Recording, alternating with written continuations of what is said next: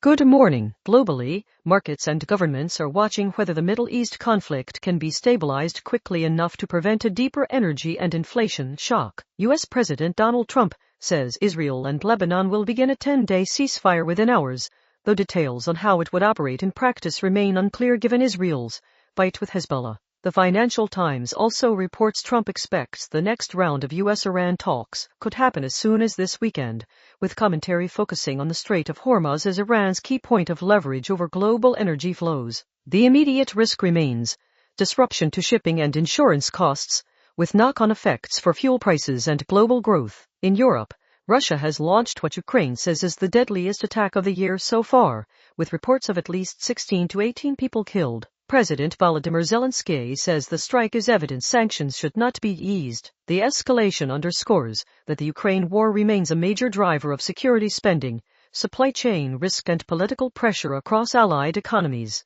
In the United States, the intersection of politics and the technological revolution is again in focus, with ABC noting a week that included controversy around an AI-generated image involving Trump. Separately, the Financial Times is examining whether Trump could attempt to remove Federal Reserve Chair Jerome Powell, a scenario that would raise questions about central bank independence and could add volatility to global markets and the US dollar outlook. Turning to Australia, the dominant material development is energy security after the major refinery fire in Geelong. ABC reports the blaze at one of Australia's two remaining oil refineries took more than 12 hours to extinguish, and SBS reports Energy Minister Chris Bowen has described the incident as a setback as an investigation begins. With Australia already structurally exposed by limited domestic refining capacity, the fire is intensifying concerns about supply resilience, price spikes and the broader economic hit from higher transport and input costs. Those pressures are already feeding into recession fears. ABC reports businesses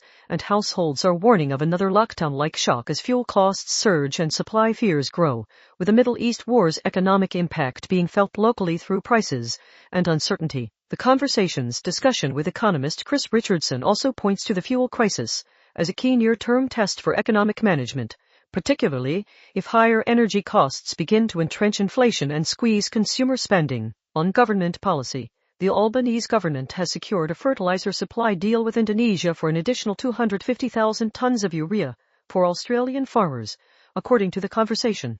That is a practical supply chain move aimed at insulating agriculture from global disruptions and price spikes, and it will be watched for how quickly it translates into availability and cost relief ahead of key planting cycles. In politics and national preparedness, SBS argues the Middle East war is exposing Australian vulnerabilities in energy, trade and defense.